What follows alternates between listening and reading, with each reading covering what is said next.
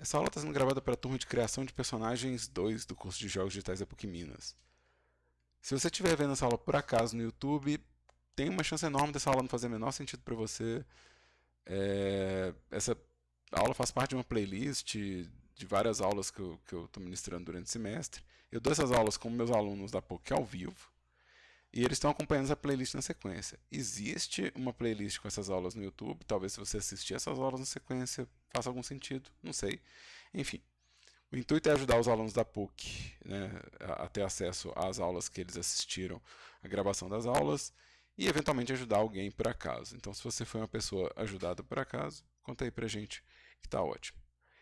Aqui, ó, na nossa aula de hoje, a gente vai começar já a pensar no modelo high poly da modelagem. Então, lembrando que a gente está trabalhando com high poly em Personagens 2, para gerar mapas de relevo para modelos low poly,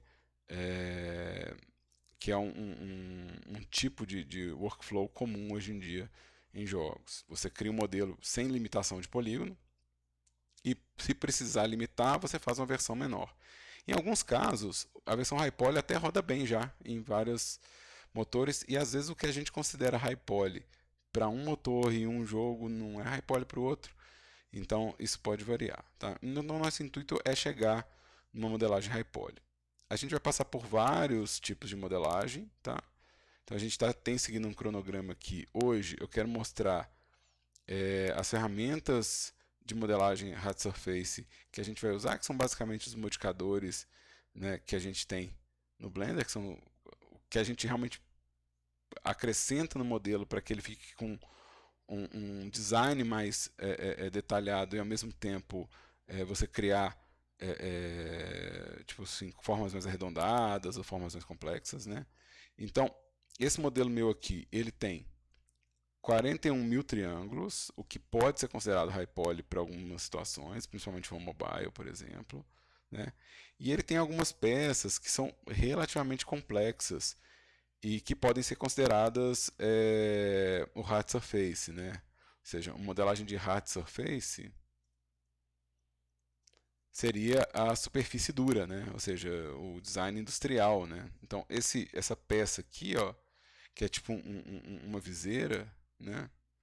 Eu vou pegar a lente também da viseira.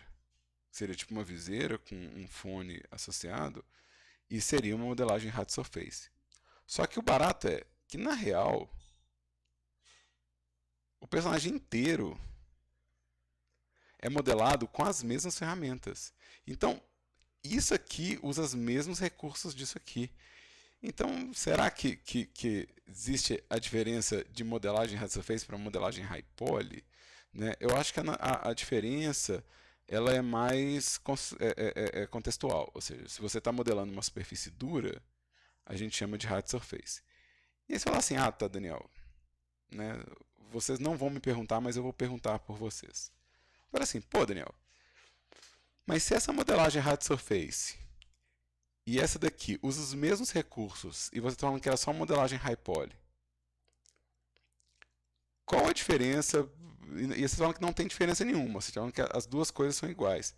Por que você está falando que existe isso? Ou seja, qual o motivo de falar que existe modelagem hard surface? O motivo para falar isso é pela busca de conteúdo. Essa modelagem high poly, que antigamente era modelagem de tudo, foi substituída em alguns casos por escultura. Então, tem em vários estúdios, a modelagem, que seria a modelagem de formas naturais e orgânicas, como esse peixe, ele é feito com escultura e a modelagem das peças com modelagem hard surface. Então, sumiu muito do volume de aulas de modelagem high poly direcionada para a pele do personagem. Mas você pode fazer um personagem inteiro sem esculpir, só modelando high poly. Que é o que eu faço, na verdade, na minha vida. Eu raramente eu esculpo coisas, eu esculpo o que dá para esculpir. Mas, no geral, o que eu faço de modelagem é a modelagem a hard surface, ou seja, a modelagem que ela é carregada de modificadores e com uma contagem alta de polígonos, né? Então, o que vocês vão perceber nessa modelagem que eu estou fazendo, né, se você pegar os objetos, eles todos têm uma carga de modificadores, né? E essa carga de modificadores é que vai fazer o detalhamento desse personagem ficar não só arredondado, mas vai me ajudar a criar uma série de informações aqui nesse modelo. Vou pegar um outro exemplo aqui só para comentar. Então, se a gente pegar, por exemplo, essa máscara aqui, ó, vocês vão ver que ele tem um conjunto também grande de modificadores e ele tem detalhe suficiente na modelagem para que a sombra comporte com toda essa variação, ou seja, essas entradas que tem de sombra, né, é tudo da modelagem High Poly, né? Então dá para ver assim que o excesso de detalhe da superfície está gerando para mim um caminho de sombra e luz bem detalhado. Tá? Curiosamente, esse aqui tem bem menos polígonos que o outro. Está com 24 mil triângulos, né? Mas visualmente ele é bem parecido. A gente tem um outro exemplo aqui, ó. No caso desse personagem aqui, o Oswaldo, o chapéu dá para ver que ele é bem detalhado e que ele tem formas bem complexas. Então o chapéu ele é modelado do mesmo jeito industrial que as outras coisas, né? Então, né, a gente vai encontrar aqui de novo uma pilha de modificadores, né, e uma pilha de tratamento da imagem. Aí o Otávio fez uma pergunta que de onde saem esses modelos? Eu fiz esses modelos. São modelos meus. Eu estou fazendo uma sátira de Persona 5 que nunca fica pronta. E. Mas eu estou fazendo. Né? Eu falo isso há algumas semanas. Eu estou fazendo uma sátira de Persona 5 que nunca vai ficar pronta, mas eu estou fazendo. Então, quem sabe, né? Eu tenho inclusive Persona 5. Eu tenho inclusive aqui o projeto aqui, se vocês quiserem ver. Ó. Então, esse aqui é o Persona 5, que nunca vai ficar pronto, mas que eu estou fazendo. Né? Então, eu consigo. É. Nunca vai ficar pronto, mas eu estou fazendo. E aí, como que é o recurso agora, né? Ou seja, vamos abordar isso aqui agora vamos fazer. Primeiro deixo eu descascar uma dessas peças, né? Então eu vou primeiramente desconstruir uma peça dessas e depois eu vou entrar nos modificadores. Então eu vou começar por essa viseira aqui, ó, eu vou pegar junto à lente também, né? Vou pegar junto à lente. Vou pegar essa viseira aqui, que é um design bem industrializado, tá? E vou começar a descascar ela. A primeira coisa que eu vou fazer para descascar ela é tirar o shader, né? Porque o shader ele faz parecer levemente cartoonizado, né, com esses brilhos estilizados, e eu não quero que esse shader confunda o que é um modelo, tá? Outro aspecto interessante desses modelos é que ele tem linha de contorno, né? Então existe uma linha preta de contorno nesse modelo. Essa linha é modelada, essa linha ela não é de render. Então, quando eu vier para o modo sólido, a gente vai ver que existe, né, aqui, ó, esse modelo aqui. E esse modelo ele é obtido através de um modificador. Então, se eu desligar um modificador aqui, ó, essa linha vai sumir. E eu vou ficar só com a peça industrial. Obviamente que ela não é fechada por dentro. Né? Ela não precisa, né? Ela vai estar sobre a pele do personagem, então ela não precisa de fechamento interno. Né? Mas dá para ver que ela tem um número alto, né? Se a gente olhar aqui, ó, ela possui um número alto de cortes. Né? Então, para eu ver as retas aqui, ó, dessa modelagem, eu tenho várias retas aqui nesse espaço. Mas essas retas não são retas que eu modelei, elas são retas calculadas por outro modificador. Então, o meu modelo mesmo, ele é extremamente mais simples, ó. Meu modelo é extremamente mais simples. Então, e ele, obviamente, ele é espelhado também. Então, isso quer dizer que eu fiz só essa metade. Então, só isso aqui é realmente o meu modelo. Tá? Se eu entrar no modo Edit, ele vai estar com essas cores avermelhadas aqui, que é uma pré-visualização. Opa, eu vim aqui de grupos de vértice. Eu vou desabilitar ela, né? E vou deixar no modo Edge, porque fica um pouco mais fácil. Vou desligar o raio-x também. Tá? Vou desligar a lente. A lente é basicamente uma meia esfera, né? Então a lente eu não preciso manter ela aqui. Então, basicamente, meu modelo é isso aqui. Ou seja, esse modelo, por si só, ele não é high poly, né? Esse modelo, por si só, não é high poly. O que torna ele high poly é o uso do modificador, que vai gerar essas curvas para mim, né? Ou seja, quando eu entro aqui, ó, eu vou desligar, ele vai de 716 triângulos para 11.712 triângulos. E ele vai me dar o quê? Vai me dar normais, né, brilho de normal mais suave, né? Ou seja, vai me dar uns brilhos normais que se eu levar essas normais que não existem no meu modelo para o motor, eu vou ter uns brilhos que parecem mais arredondados, mesmo no modelo mais facetado, né? Então, isso aqui vai me ajudar bastante no acabamento da coisa, né? Se eu reduzir aqui para uma subdivisão, ainda fica interessante, e ele fica com 2.000 triângulos, né? Se eu reduzir para zero, ele volta a 716, né? Então, parte do nosso intuito aqui na modelagem que a gente está chamando de modelagem hard surface, mas eu prefiro chamar de modelagem high poly, é mostrar que você possui ferramentas para agilizar a sua modelagem, mas que essas ferramentas também vão acrescentar um número de detalhes que vai levar seu modelo do low poly para o high poly, né?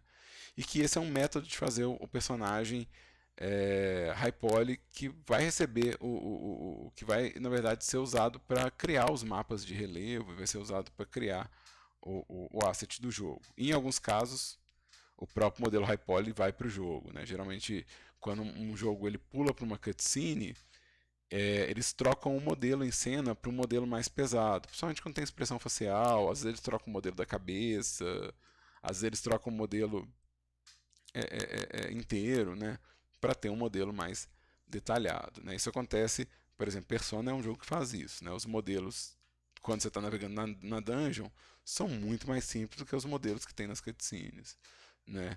Então, isso é uma prática comum, você trocar os modelos é, quando você vai para uma cutscene. Então, esse modelo, mesmo sendo muito pesado, ele ainda tem validade para jogo, ou seja, eu ainda posso levar ele para jogo dependendo do desempenho que eu estou procurando e dependendo da cena que eu estou fazendo, né? Considerando que numa máquina como a minha, que não tem placa de vídeo dedicada, tem uns 8 GB de RAM né, é um Intel, né, é um Core 7.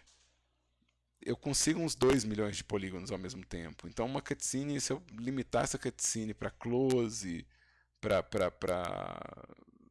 pedaço de cenário borrado, eu posso colocar muito detalhe no personagem. Ou seja, eu posso trocar para um modelo bem mais pesado. Então 40.000 não é tantos polígonos assim, dependendo do uso dele, né? Então os 40 e tantos mil, que eu não sei mais quantos que eram. Eu desliguei aqui uns modificadores, mas estava na casa dos 40.000, né, dos 41.000.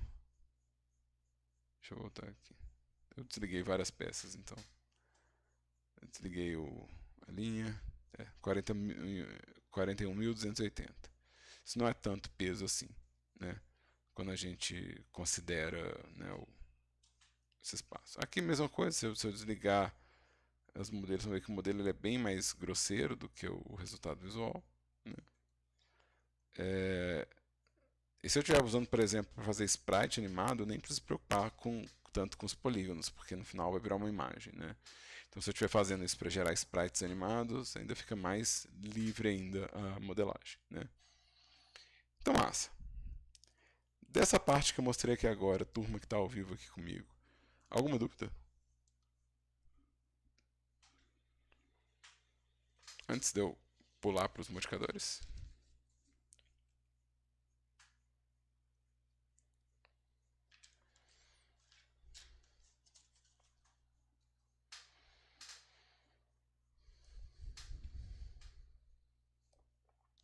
Eu vou começar um arquivo novo aqui, ó,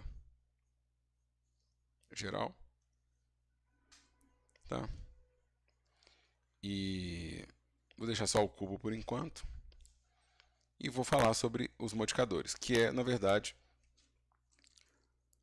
a principal acréscimo às ferramentas que a gente vai ter de modelagem. Lembrando que, né, outras ferramentas, como as ferramentas de edição, né, estão todas liberadas para uso. Assim, tudo que você quiser usar aqui para modelar, você pode. Mas eu estou mais preocupado nesse bloco aqui. Isso aqui eu acho que é um acréscimo mais importante para mim. Né? E o que é um modificador? Né? O modificador, vocês vão ver que ele está entre o painel de propriedades de objeto. Então, isso aqui são propriedades de objeto. E isso aqui são propriedades de malha, né? Ou, se você preferir, data, object data, né? Então, esses aqui são os dados do objeto. Deixa eu escrever mais bonitinho aqui, objeto. Não ficou melhor, não. Objeto. Então, o modificador ele é o primeiro painel aqui, e o que ele vai fazer? Ele vai alterar o resultado visual no modo objeto, sem alterar os vértices. Ou seja, ele modifica o resultado que eu tenho aqui no Object Mode, né, sem afetar os vértices originais. Então, ele faz uma transformação conservando o conteúdo da minha modelagem. Então, eu tenho esse cubo aqui, eu vou adicionar um modificador aqui, ó, e o meu cubo virou uma bolinha, né? Vou deixar ele mais bolinha ainda. Meu cubo virou uma bolinha. Olha só. Mas, se eu entrar no modo Edit, os meus vértices originais continuam aqui, ó. Ou seja, o meu cubo ele continua sendo um cubo como modelagem, mas como resultado de objeto, ele virou uma bola. Ou seja, ele virou uma esfera. Então, o poder do modificador é esse poder de transformar um resultado sem afetar o outro. Eu vou ter nos modificadores, toda vez que eu pegar um modificador, né, ele não afeta a modelagem. Então, toda vez que eu descartar um modificador, eu vou voltar ao meu resultado original de modelagem. Então, ele é não destrutivo. Tá? Então, uma coisa interessante do modificador, ele é não destrutivo. O que isso quer dizer para a gente? Se você estiver fazendo um modelo usando modificador, não tem por que aplicar esses modificadores sempre. Você pode manter um modelo com os modificadores todos, porque isso vai manter o seu modelo editável, né? Ou seja, você vai criar uma coisa que você pode fazer alterações. Isso me diz que a modelagem com modificadores ela é também semi-procedural, né? Ou seja, ela já é semi-procedural. Ela pode ser, inclusive, totalmente procedural se você considerar o Geometry Nodes, que é um modificador. Então, porque eu já posso fazer modelagem 100% procedural aqui, eu posso falar que a modelagem com modificadores ela é procedural. Mas ela só é procedural, 100% procedural por causa do Geometry Nodes. Tá? Se eu desconsiderar o Geometry Nodes, ela passa a ser semi-procedural. Tá? Ela faz algumas coisas procedurais, mas não tudo. Tá? Mas, graças a Deus, a gente tem o Geometry Nodes, então a gente pode falar que ela é uma modelagem procedural. Tá? Então, esses dois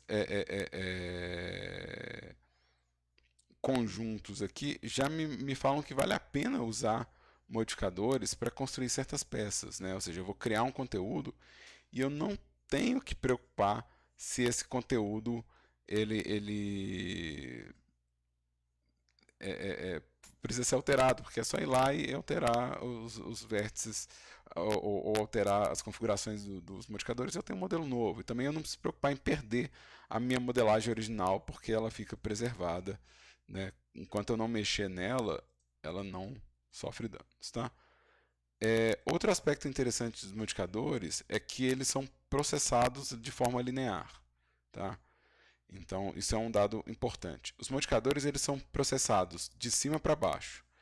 Isso quer dizer que, se eu acrescentar um modificador de subdivisão, por exemplo, e acrescentar um modificador de wireframe, eu vou ter um resultado diferente se eu fizer a inversão desses conteúdos.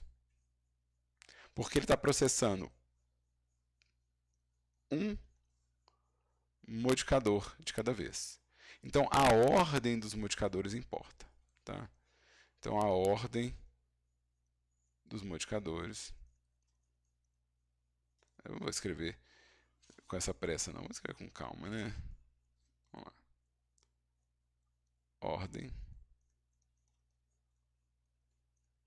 dos modificadores. Eu vou escrever só para ficar na tela, tá, gente? Na hora que a pessoa estiver dando scroll.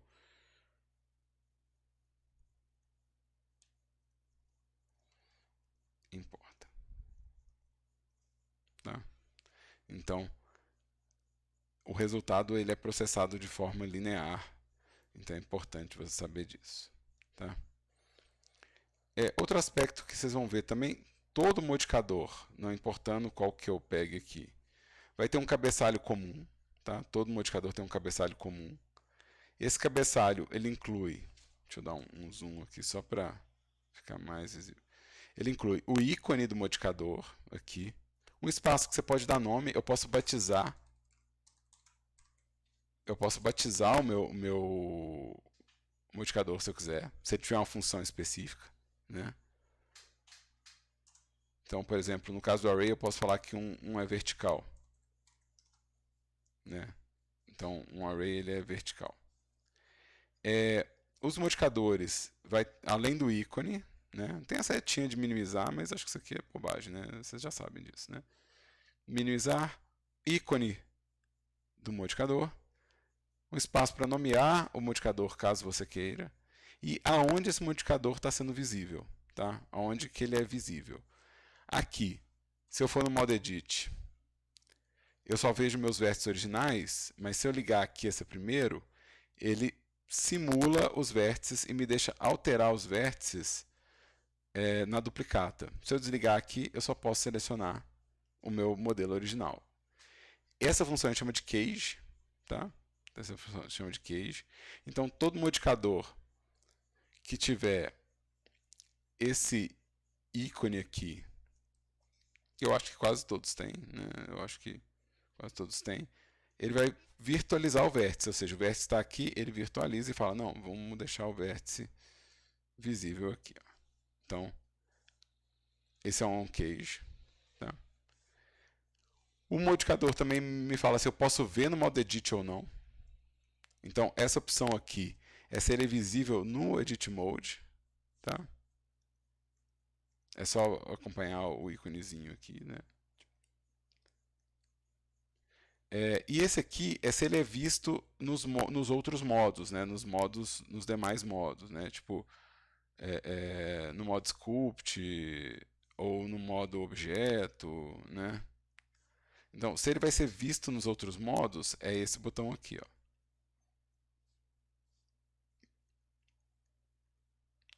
Aqui é se ele vai aparecer no render ou não, né? Ou seja, se na hora que eu apertar o render da minha cena, se ele vai considerar isso, né? Então, na hora que eu vier no comando de render, eu posso ter um modificador que não aparece no render. Vários modificadores, inclusive, vão ter tipo assim uma quantidade de informação para o viewport, né, que é o equivalente a esse ícone aqui, ó, o viewport, e o render. Né? Então aqui ó, ele está falando que ele tem um nível de divisão no viewport e 2 níveis de subdivisão no render. Então se eu colocar uma câmera aqui, deixa eu adicionar aqui uma câmera. Deixa eu alinhar a minha câmera, a minha visão. deixa eu colocar uma lâmpada aqui só para...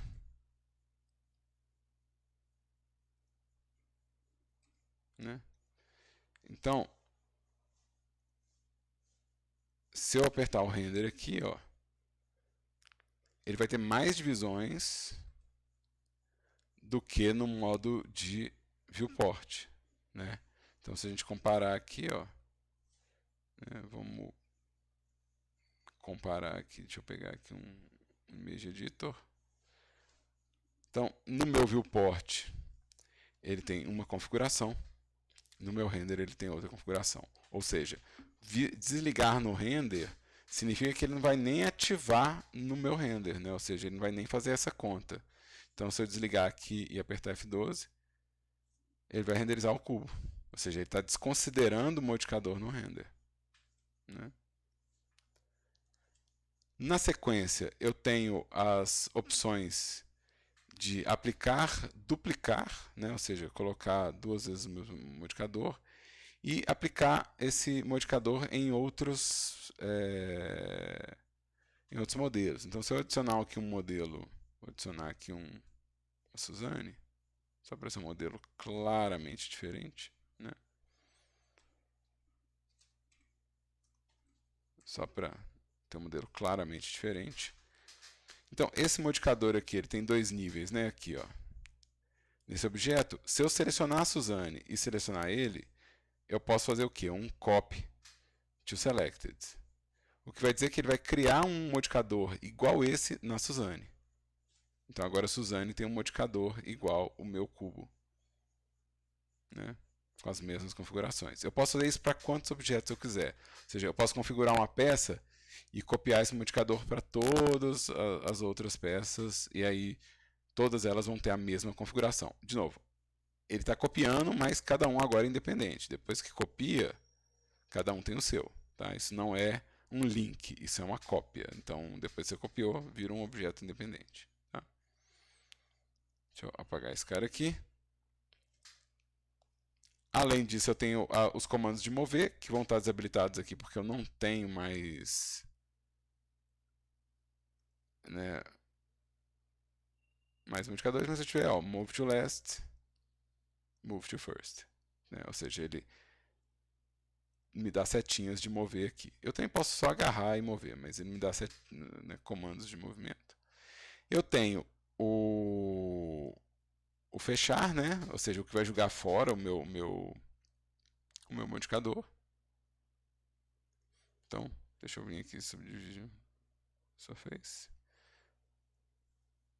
Eu tenho como fechar e eu tenho como mover ele. Ou seja, quando eu tiver com vários modificadores, eu posso rearranjar eles pegando nessa pontinha final, né? Vocês vão ver que o resto não faz isso, né? Eu preciso pegar nesse kit de pontinhos aqui para poder mover ele, né? E poder rearranjar a minha ordem, né? Muito gentil ele. Ó. Vocês entenderam esse cabeçalho? Esse cabeçalho ele é padrão para os modificadores, tá? Deu para entender?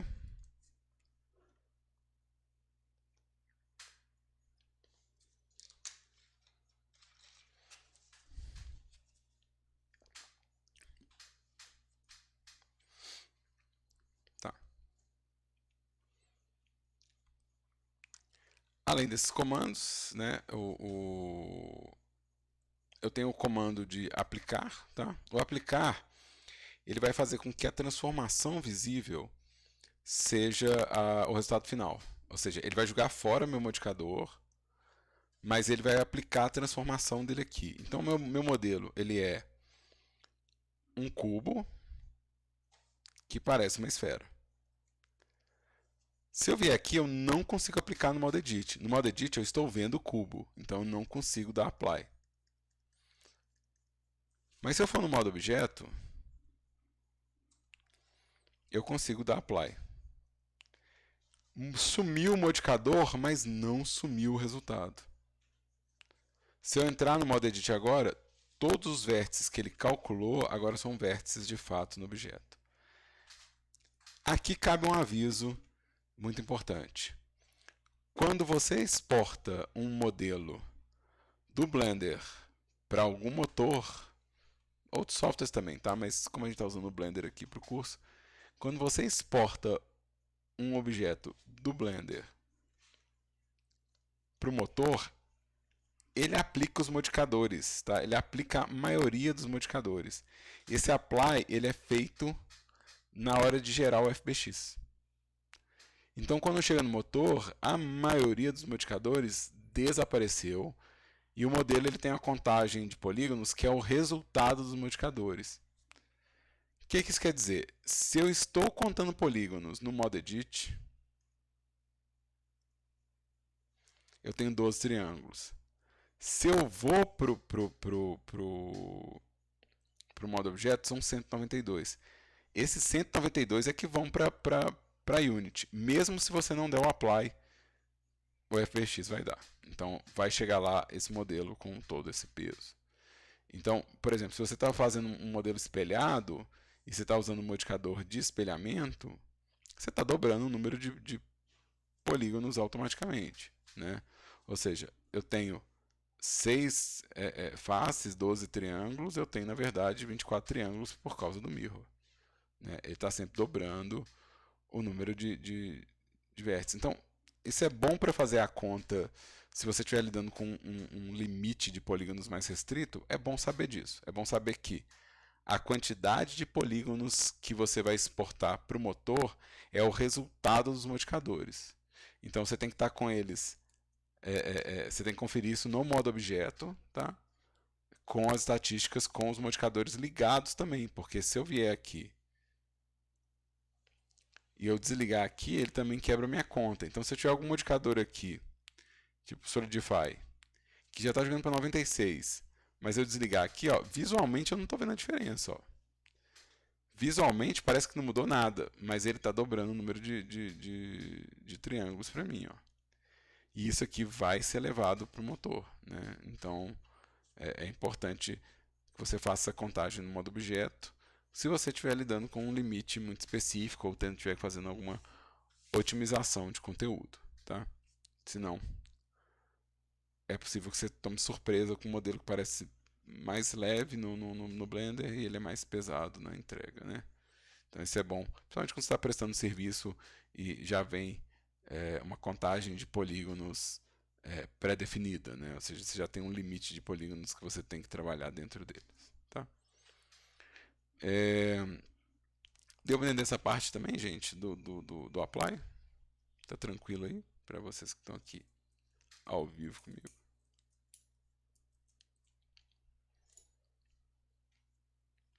Massa demais, bom demais, tá? Então vamos lá, vamos avançar mais. Modificadores são 4 categorias, tá? Modificadores são 4 categorias. Eu tenho os modifies, que essa família, elas são transferências de dados de uma forma geral, ou elas são interação entre fonte de informação e receptor de informação. Né? Então, geralmente, os modificadores dessa família, eles utilizam um outro objeto para fazer a edição do objeto corrente. Né? Então, se eu pegar, por exemplo, um UV Project, né? Eu posso escolher o meu UVMap, mas ele talvez precise de um objeto para poder fazer essa transferência de dados. Ou seja, quem é que projeta para ele? Quem é que é o projetor desse conteúdo para ele? Né? Aqui eu posso até fazer esse exemplo para vocês. Deixa eu adicionar um objeto aqui, um empty. Né?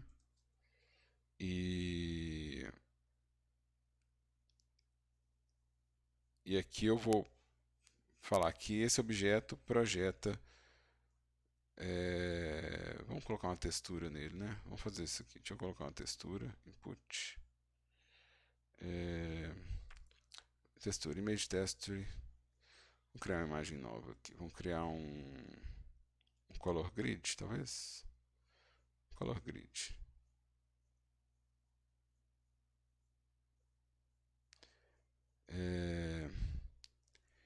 O fato de eu ter falado que um objeto projeta textura no outro Né? O que que eu fiz?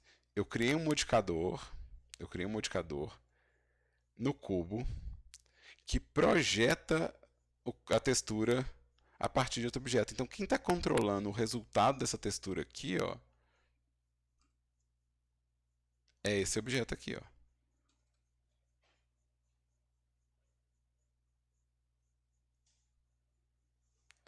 Deixa eu colocar ele como cúbico box. E aí vai ficar mais diferentão ainda, ó.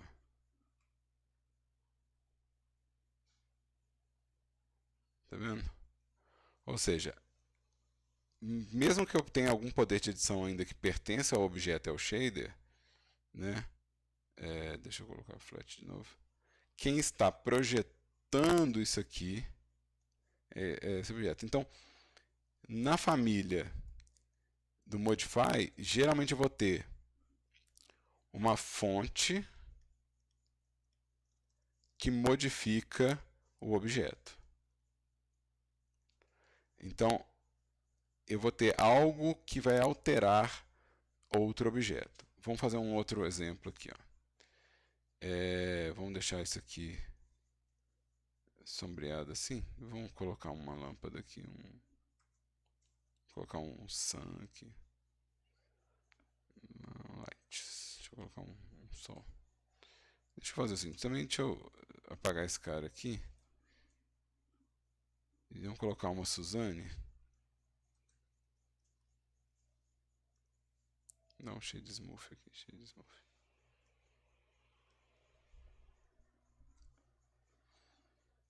E vamos vir aqui, ó. Acho que aqui.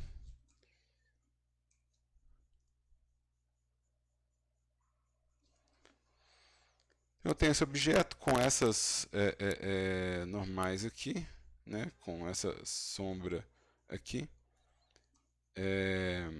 Eu vou colocar o sol até mais forte aqui, só para a gente ficar mais fácil de ver. Né? E agora eu vou fazer uma outra modificação. Vou criar aqui uma esfera. Eu vou criar uma esfera aqui. Eu vou colocar essa esfera como shade smooth também. Né? E eu posso falar, por exemplo, que eu não quero projetar mais, eu quero editar as normais. E eu quero que o alvo dessas normais seja a esfera. Deixa eu ligar o Alt Smooth, porque senão não vai funcionar.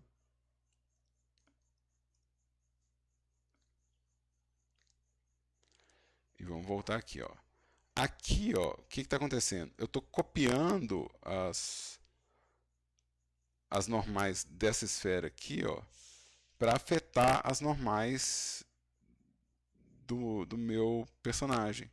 Então, essas normais estão afetando as normais daqui. Né? Eu tenho como adicionar, eu tenho como multiplicar, eu tenho como subtrair, né? Mas quem está fazendo? Quem está fazendo é a esfera. Eu também posso pedir que a esfera tenha normais paralelas e que ela tenha um fator de mistura diferente, ou um ângulo de mistura diferente. Né? Então, mas quem está controlando essas normais é outro objeto. Né? Então ele está mudando o ângulo das normais, na verdade. Então é isso que ele está fazendo. Ele está pegando o ângulo normal e encaixando o ângulo do normal que era para um lado na direção da esfera. Então você imagina que aonde essa normal está virada para cá, ele está assim, beleza, essa normal está para cá, mas na esfera ele coincide com isso aqui. Então eu vou jogar essa normal para cá. Então ele está distorcendo a posição da normal. Né? Ou seja, ele está usando a fonte de um objeto para modificar um dado do meu modelo. Né? Então, todos esses têm esse aspecto. Né? Todos esses têm esse aspecto de utilizar de algum dado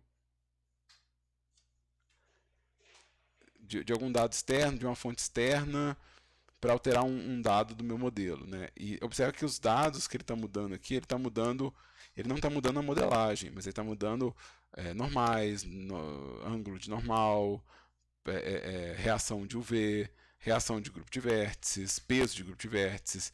Então ele não está atuando necessariamente na forma do modelo, mas ele está atuando nos dados do modelo, né? no database do modelo. Então ele está realmente mexendo com ângulo de normal e coisas muito mais sutis, né? Deu para entender por alto essa família, pelo menos? Ou deu para entender totalmente essa família de modificadores? Vocês conseguiram entender o Modify? Observe que todos os ícones apontam para vértices normais e UV, né? Todos os ícones eles apontam para aspectos específicos. Ei, Alex, bem-vindo.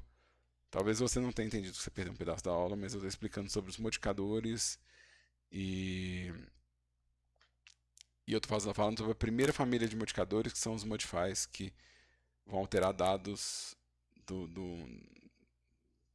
de superfície sem alterar, usando outra base de referência de dados, né? E aí, para as pessoas que estavam aqui ouvindo até agora, vocês entenderam essa família? Tá? Vocês entenderam por alto? De novo, essa aqui, para a gente entender a fundo, a gente vai ter que experimentar mais. E ela atua em casos muito específicos, então não sei nem se a gente usa ela esse semestre. Tá? Então, se não tiver entendido, também não é o fim do mundo, não. É em teoria mesmo. A gente só vai entender na prática usando. Aqui eu quero que vocês entendam em teoria. Né? Então, uma forma de explicar, gente, é quando eu der um apply de um normal edit, por exemplo, o que muda é o ângulo da normal.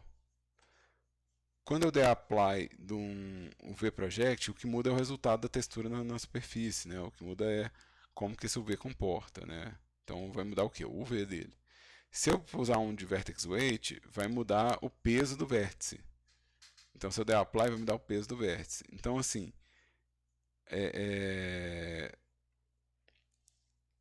eu estou mudando, né? Tipo assim, o grupo de vértices, as informações de crease, de edge.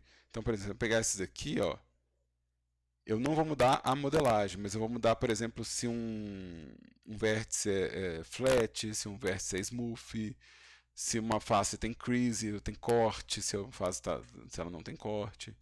Né? Então, é o tipo de modificação que ele está fazendo. Tá? Na sequência, a gente tem os generates. Esse é o que a gente deve usar em peso. Né? Os generates devem ser o que a gente vai usar bastante. Porque os generates, eles geram malha. Ou destroem malha. Né? Eles podem destruir malha. Então, eu vou pegar aqui um cubo. Né? Vou pegar um cubo aqui. Fazer uma coisa com esse cubo só para ficar divertido. Só para...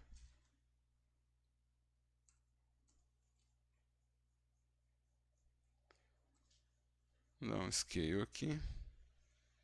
Dar um extrude aqui. Só para ser uma forma mais interessante. E aí eu vou ligar aqui o meu Cavity só para a gente poder ver melhor a forma que eu criei, né? Então, se eu usar, por exemplo, os modificadores do tipo generate, eu vou estar criando informação. Tá? Eu vou estar criando informação. Ou eu vou destruir os dados, eu vou estar criando vértice, né? Vamos falar mais bonitinho, vamos falar igual gente grande. Eu vou estar acrescentando vértice, eu vou estar destruindo vértice. Né? Então, por exemplo, se eu pegar o array, eu vou estar duplicando o meu modelo. Né? Eu estou duplicando o meu modelo.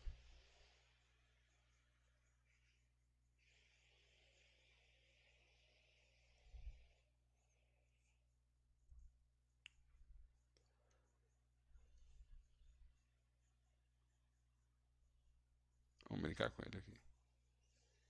Então, se eu aplicar, cada um desses vértices vai passar a ser real. Ou seja, ele está acrescentando vértices no meu modelo. Né? Se a gente olhar aqui, ó, eu estou mudando o número de triângulos do meu modelo aqui. Né? Então, ele vai alterar pra caramba a contagem de polígonos. É os que eu tenho que ficar esperto. Mas ao mesmo tempo eu consigo fazer coisas que têm um detalhe imenso, assim, né? Ou seja, com pouco ajuste, né, eu consigo. Deixa eu fazer isso aqui com zero. Eu consigo criar uma estrutura bem detalhada sem muito esforço, né? Então, ele me ajuda a criar formas complexas, né? Esse modificador, né? Me ajuda a criar coisas mais elaboradas, né? Mas ele vai estar o quê? Acrescentando informação, né? Então, quase todos desses aqui, ó, vão estar acrescentando corte e, em alguns casos, removendo cortes, né? Então, deixa eu adicionar um que vamos pegar aqui a Monkey Subdivision, 2 níveis. Deixa eu pegar um negócio que é muito gigante, né? Ou seja, eu tenho a Suzane aqui, ó, que está com 15 mil triângulos.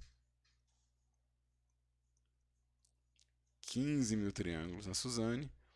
E eu vou usar um que remove, na verdade, vértices. Ou seja, aqui, ó, se eu for puxando para cá, ó, eu estou removendo vértices. Então, o meu objeto ele foi de 15 mil para 374. Então, esse modificador ele reduz, ele não aumenta o número de vértices, ele reduz o número de vértices. Mas, ao mesmo tempo, ele está gerando uma topologia nova, né? Ou seja, aqui ele não tem a opção de cage, né? Mas se eu der um apply aqui, ó, ele criou uma topologia completamente nova, que não tem nada a ver com a topologia original da Suzane.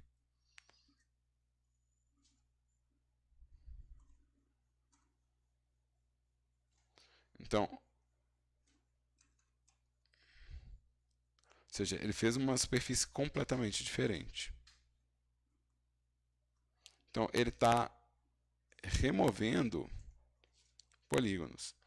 Alguns outros, como o Remesh, também vão fazer isso. Eles podem tanto acrescentar, igual esse cara aqui, ele pode tanto acrescentar quanto remover polígonos. Então ele pode tanto aumentar para aqui 61 mil no caso, né? Quanto ele pode reduzir, aqui está com os 15 mil que são os originais. E aqui já está com 3.880 e 24. Ou seja, ele está reduzindo, ao mesmo tempo ele está criando uma forma nova, né? Então, ao mesmo tempo que ele reduz, ele está criando uma forma nova para o meu modelo, né? Então, nem todos generate acrescentam, alguns só reduzem, outros reduzem e aumentam, e alguns só aumentam. A maioria deles só aumenta o número de cortes no meu modelo, tá? Então, algo para se ficar atento, né? Deu para entender o que é a família? Lembra, eu estou explicando o que são as 4 famílias de modificadores, tá? Eu ainda não estou entrando nos modificadores em si. Mas deu para entender o que é a família de Generate? Para quem está aqui ao vivo comigo.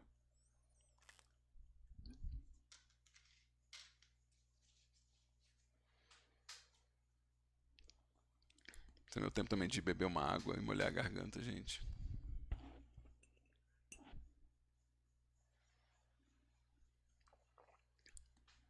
Alguma dúvida sobre esse pedaço, pessoas?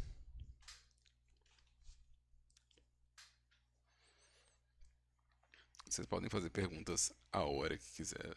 Lembrando que não precisa esperar que eu dê essa pausa para perguntar, tá? Nenhuma pergunta, nada, nada?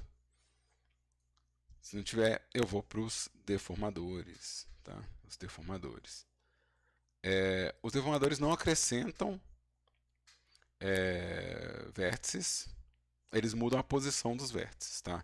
Então, esses daqui, eles vão mudar a posição dos vértices. Eu vou pegar um que chama Simple Deform e a gente vai ver isso acontecendo. Ó. Ele não está acrescentando polígonos, ele está só modificando a posição desses polígonos.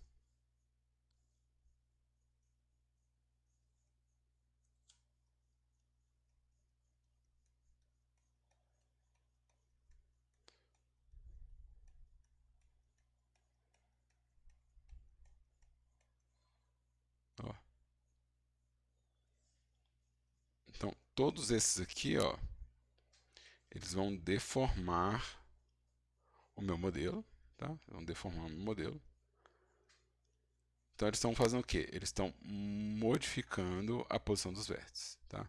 Qualquer um desses está modificando a posição dos vértices. Um exemplo legal de uso de um deforme, e que a gente deve usar em algum momento, eu quero fazer uma escala bem gigante aqui, ó. Acho que assim tá bom. E eu quero fazer uma subdivisão bem gigante também. Vamos fazer 100, talvez? 20 mil? Vamos pôr. Se eu pôr 1000, vai para quantos? Se eu pôr 500. Não, 500 ele não vai, né? Então, a gente vai entrar de novo e vai dar um subdivide de 2, assim, ó. Beleza. 180 mil? Acho que tá bom. 180 mil triângulos. Vamos fazer mais um. 700 mil. Não, tá muito. 700 mil tá muito. Acho que 180 vai ser a coisa. Eu vou adicionar um modificador de deformação, que é o displace. Tá? E eu vou pedir para ele mudar isso aqui baseado numa imagem. Né? Então eu vou criar aqui Vou pegar uma imagem que eu deixo, inclusive, para a gente aqui. Né? Tipo uma imagem que está mudando a posição dos vértices aqui. Né? Eu vou falar que ele usa o V do objeto. Eu vou dar um shade smooth aqui para ficar mais legal. E aqui eu vou aumentar a força desse cara para criar um terreno. Então, eu acho que assim tá bom. Ó.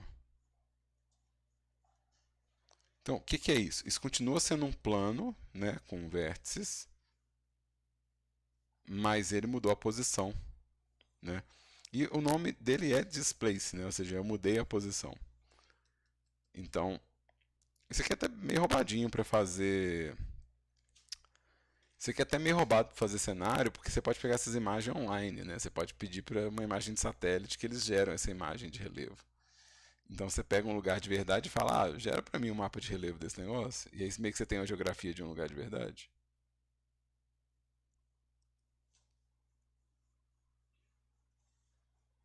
Né? E aqui tá com.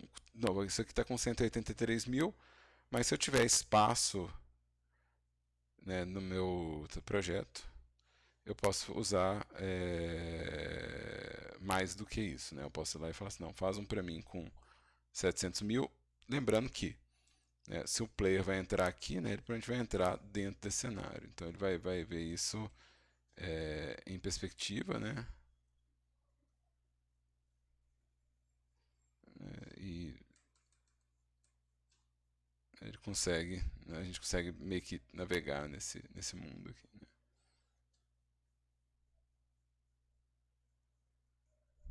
Mas legal. Então, todos os deformadores vão ter esse aspecto todos os deformadores vão ter esse aspecto de deformação, de mudar a posição. Alguns vão ter, inclusive, tipo, já como ser animado, né? Ou seja, tem uns que até trazem animação dentro deles. Mas tudo que eles estão fazendo é modificar a posição dos vértices. O Otávio perguntou no display se aceita quais tipos de mapa. Eu acho que quase todo tipo de imagem que você conseguir fazer. Tem muito formato que o Blender lê de imagem, né? Então, se você tiver uma imagem preto e branco, é isso mesmo. E já vai falar o que é alto e o que é baixo, né? Então, A gente pega RAW image de satélite e a gente converte para um PNG para ficar levinho. Mas aceita vários tipos, assim. A gente entra nele depois e a gente pode ver mais. Só que aquilo que eu usei foi um PNGzão mesmo, na alta.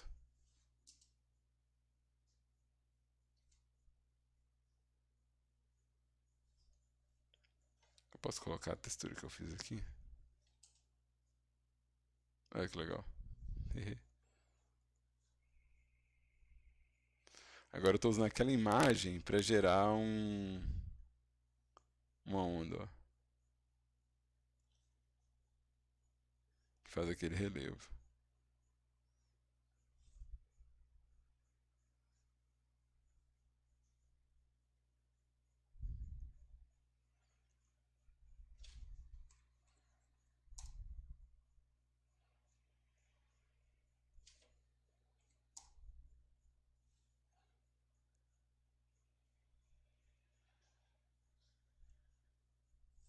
Deixa eu colocar 10 metros.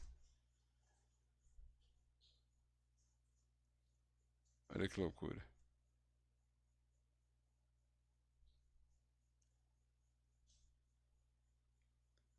Isso é um deforme, tá? Ou seja, ele está mudando a posição dos vértices. Se eu entrar no modo edit, eu volto para o meu 180 mil parado, plano. Esses são os deformes, ou seja, são é, modificadores que mudam a posição dos vértices e aí a partir dessa modificação do posição dos vértices você consegue formas novas, né? Deu para entender os deformes? Então, eu ainda não estou falando de cada um específico, tá? Eu estou só falando o geral, tá? Então, e como sempre, é a hora de molhar o bico, é a hora que eu pergunto se tem dúvidas. Alguma dúvida sobre essa parte, pessoas?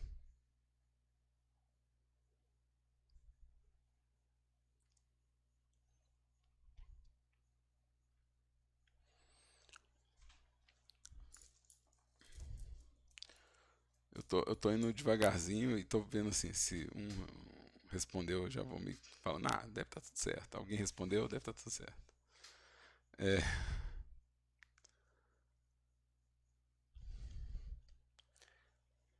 a última família de Ah, modificadores. Opa, pensei aqui, tá dando pra me escutar direito? sim, sim. É, esses modificadores aí dá para eu deformar. Eu tenho que dar apply neles para, por exemplo, fazer um bake baseado neles, tipo na deformação que eles fazem. Não, não é necessário você dar apply para dar bake. Não é necessário dar apply. Você consegue dar bake, o simples fato dele estar ali, ele já, com o render marcado, com a câmerazinha de render marcado, já é o suficiente para dar bake, tá? Então tudo que precisa é isso aqui, tá ligado? Para dar bake. Essa câmera. Tá? No caso dos que são animados,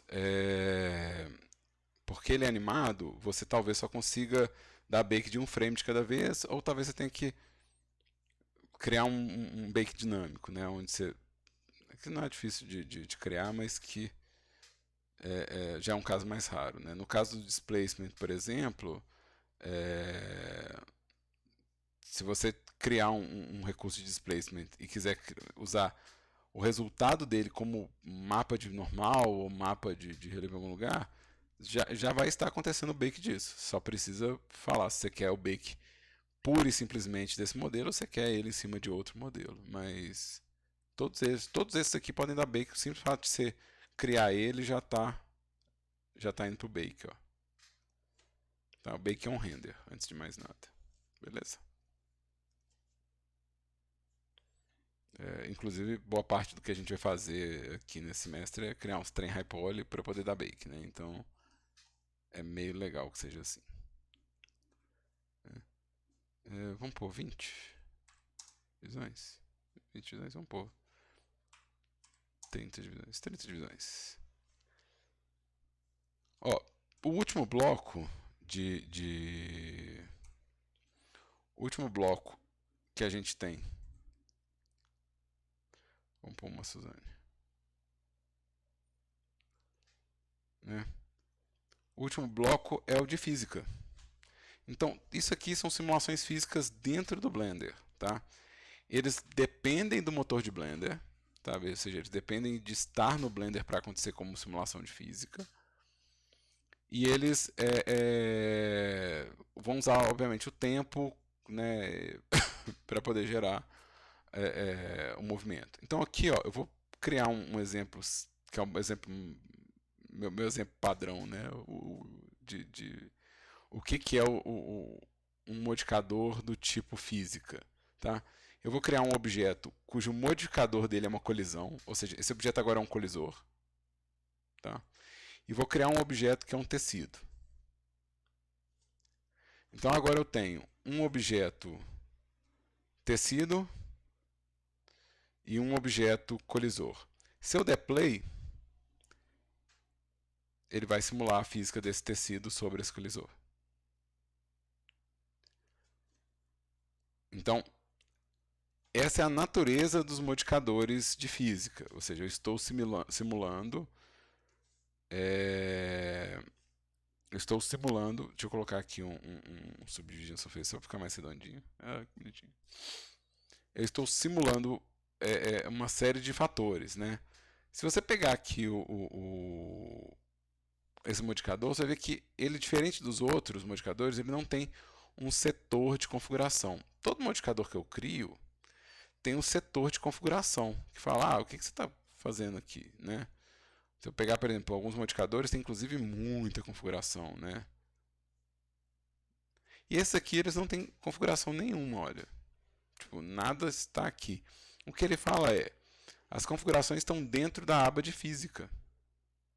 Então, os modificadores desse tipo vão estar associados ao motor físico do Blender que está logo aqui, ó. Esses aqui são os motores de física do Blender. É o motor de física de movimento e o motor de física de partícula, né?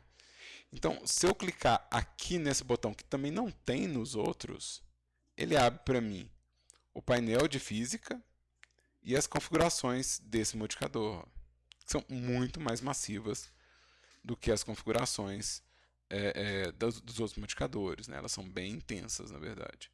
Então aqui, ó, eu criei um cloth, então esse objeto ele tem um cloth que está ligado aqui. Se eu desligar aqui, ó, ele volta a ser um objeto rígido, né? Ou seja, algo que não tem animação nenhuma. Se eu vier no macaco, eu criei um colisor nele. Observe que não tem o xizinho para eu jogar fora. No lugar do xizinho eu tenho esse botão.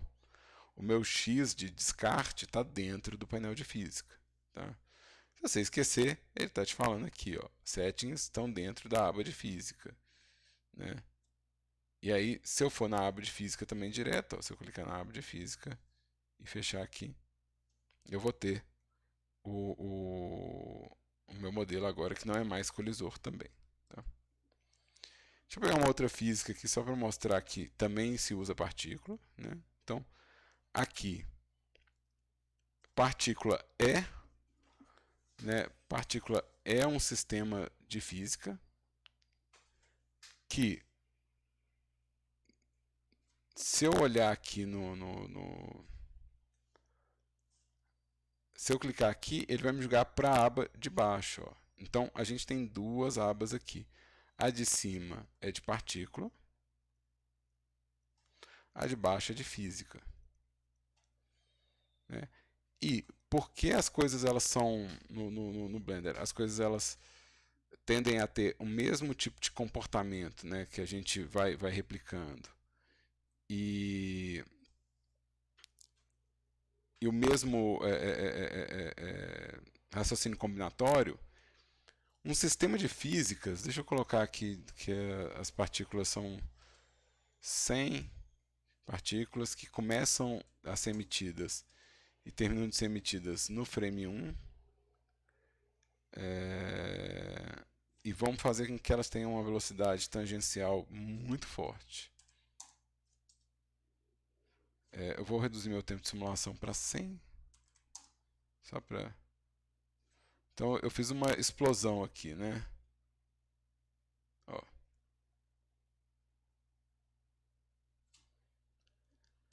Eu posso combinar modificadores de física. Ou seja, eu posso combinar. Ou seja, esses modificadores, apesar de eles serem de uma família diferente, eles trabalham junto com os outros e eles também são combináveis entre si. Se eu jogar um explode aqui, ó, eu vou estar explodindo o modelo. Ou seja, ele está usando o sistema de partícula que está aqui para gerar explosão nesse cara aqui, ó. E eu ainda posso fazer o quê? Eu ainda posso falar que essas peças são sólidas, né? Ou seja, eu posso falar que essas peças são sólidas. Então eu posso vir aqui e falar, eu tenho peças sólidas que eu quero explodir. O que eu quero é que elas aconteçam aonde? No... Acho que aqui tá bom. Deixa eu colocar elas... Subdivision não, eu não quero Subdivision, eu quero Solidify. Eu quero Solidify. Eu quero colocar eles mais espessos aqui. Então agora minhas peças de explosão são os blocos, ó.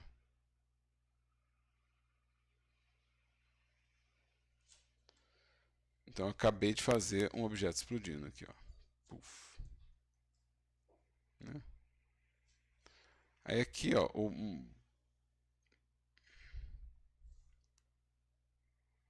né?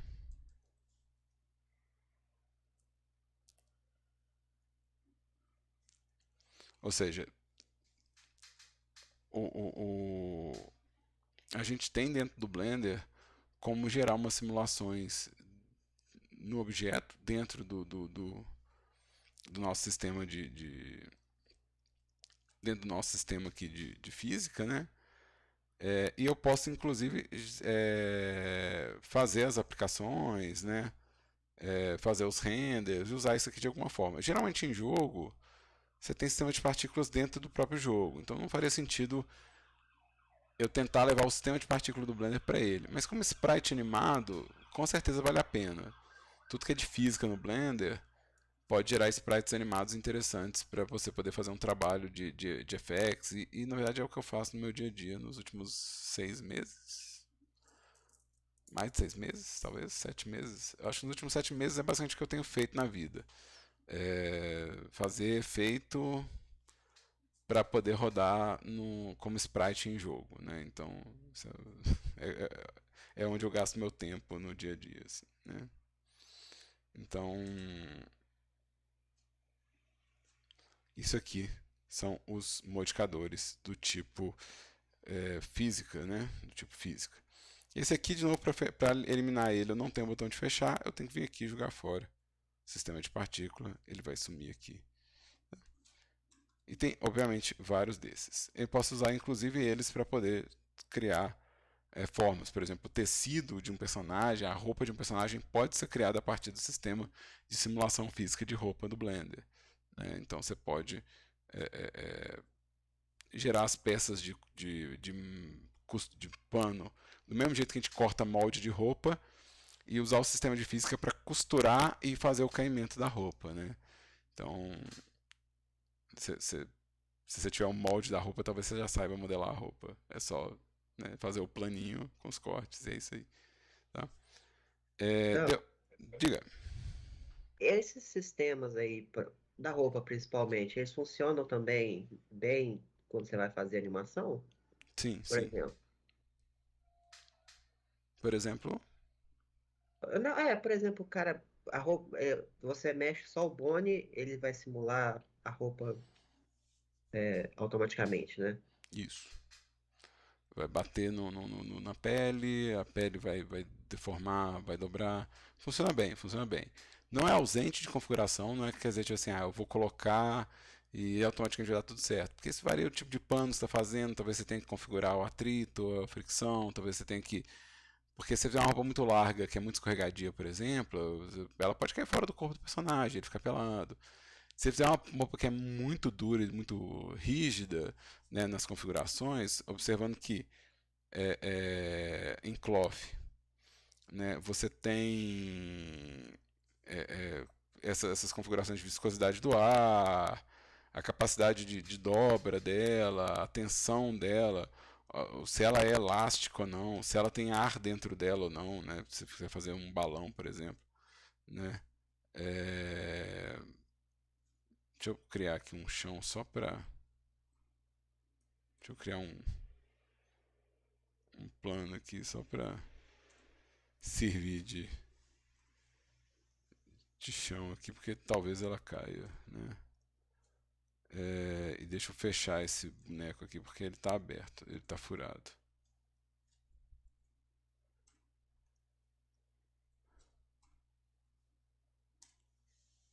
É, então, assim, tem tanta configuração, por exemplo, se eu soltar a simulação aqui agora, tipo, será que isso parece alguma coisa de tecido, sabe? Será que isso aqui me convence que é algo, né? E às vezes você muda uma configuração, igual pressure, vamos colocar uma pressão interna muito alta. Vou fazer mais alta ainda, deixa eu colocar uma de 100. Aí, ó, ficou legal, ó. Vamos por 10. Aí, ó.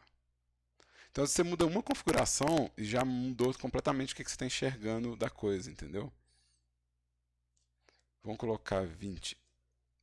Vamos colocar 20. Eu acho que vai ficar mais inflado ainda.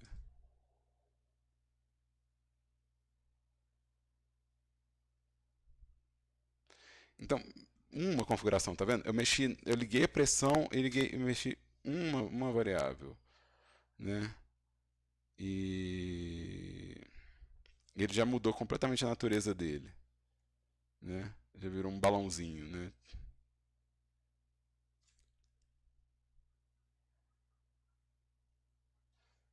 Então, o o sistema de animação funciona bem. O que não funciona bem é a gente. É a gente que tem que pensar, às vezes, nas configurações todas, né? É,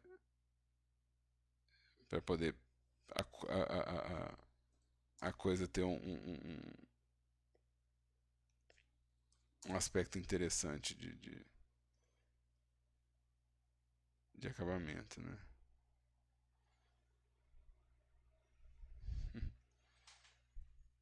Mas massa. Ó, fazer almofada, fazer balão, fazer coisas aqui também é legal. Dá pra fazer um sofazinho, você faz as almofadas do sofá.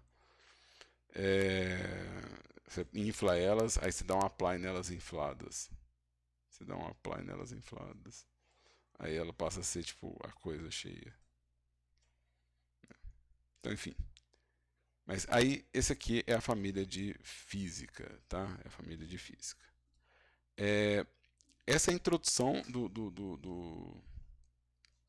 dos modificadores, tá? Isso é só uma introdução aos modificadores. Então, eu não falei ainda sobre cada um deles e sobre como que a gente vai atuar com eles na modelagem, né? Isso é uma aula que eu vou fazer na sequência. Eu vou fazer, na verdade, porque a gente tem esse horário muito expandido à tarde, que são 3 horas e meia de aula direto. Eu vou fazer agora um intervalo, né? Vou fazer uma pausa aqui. Na volta da pausa, eu vou olhar os trabalhos dos alunos que estão comigo ao vivo. Então, o próximo vídeo da minha playlist vai ser é, eu vendo as atualizações dos modelos dos alunos. E aí, na sexta que vem, a gente vem cobrindo todos os modificadores que a gente conseguir. A gente vai tentar fazer uma maratona de modificadores, principalmente os que a gente vai usar para modelagem high poly, né? Então, isso vai acontecer depois do carnaval, na próxima sexta-feira. Tá? E aí, obrigado para quem assistiu até agora, obrigado para quem veio aqui e participou. E fiquem atentos, crianças. Eu vou dar um intervalo para vocês que estão ao vivo comigo, mas eu volto vendo os modelos de vocês, tá? E para quem está vendo isso online gravado, só vai acompanhando a playlist que vai dar tudo certo, a vida vai ser boa.